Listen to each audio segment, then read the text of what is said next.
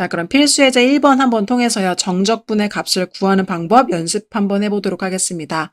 자, 1번은요. 일단 지금 여태까지 배웠던 부정적분과 다른 게요. 적분 구간이 정해져 있습니다. 그럼 어떻게 하느냐? 일단은 주어진 함수를요. 적분합니다. 꺽쇠 괄호 안에다 넣어주시고 적분해 주시면 돼요.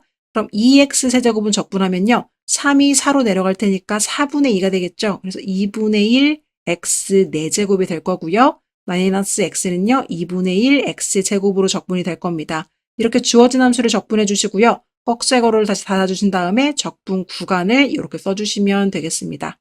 그럼 이 상태에서 이제 x자리에 2를 넣어주시면 2분의 1 곱하기 2의 4제곱이 되는 거니까요. 8이 되겠죠?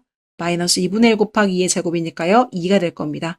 여기까지 계산한 거, 그 다음에 마이너스, 이번에는요. 마이너스 1을 다시 x자리에 넣어주시면 되겠습니다. 그래서 2분의 1 마이너스 2분의 1이 되겠네요.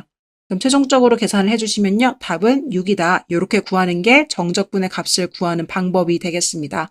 한 번 더 해보도록 하죠. 2번 문제입니다. 인티그랄 2부터 1까지 3x제곱 마이너스 2x 플러스 1입니다. 이 친구 같은 경우에는요. 지금 아래쪽에 있는 아래 끝이요. 윗끝보다 더 큰 숫자입니다. 그대로 계산하셔도 상관은 없고요. 만약에 내가 이거를 적분 구간을 바꿔서 계산하고 싶다 하시면 마이너스 인티그랄 1부터 2까지 3x제곱 마이너스 2x 플러스 1 dx로도 계산할 수가 있겠습니다. 어떤 방법으로 하셔도 답은 똑같이 나오고요. 저는 그냥 주어진 그대로 해보도록 하겠습니다.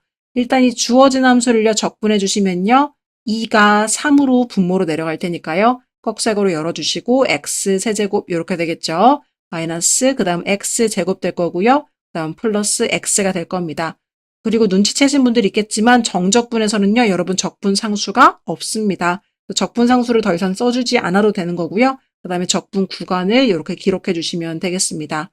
그럼 일단 첫 번째 윗끝을 먼저 x자리 넣어보도록 할게요. 그럼 1-1 플러스 1이 되겠죠. 그 다음에 마이너스 해주시고요. 이번에는 아래 끝을 넣어보도록 하겠습니다. 그러면 8-4 플러스 2가 되는 거겠죠. 그럼 최종적으로 계산해 주시면 여기는 없어지니까요. 1만 남고요. 마이너스 여긴 쭉 계산하면 6이 되니까요.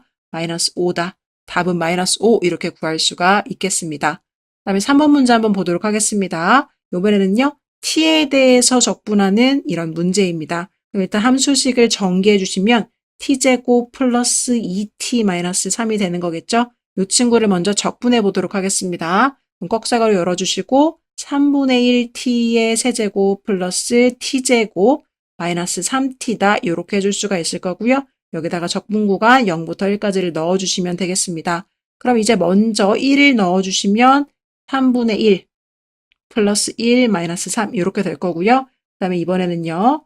0을 넣어주시면 당연히 모두 다 0 플러스 0 마이너스 0이 되겠죠. 따라서 앞쪽 부분만 계산해 주시면 되니까요. 답은 마이너스 3분의 5가 되겠습니다.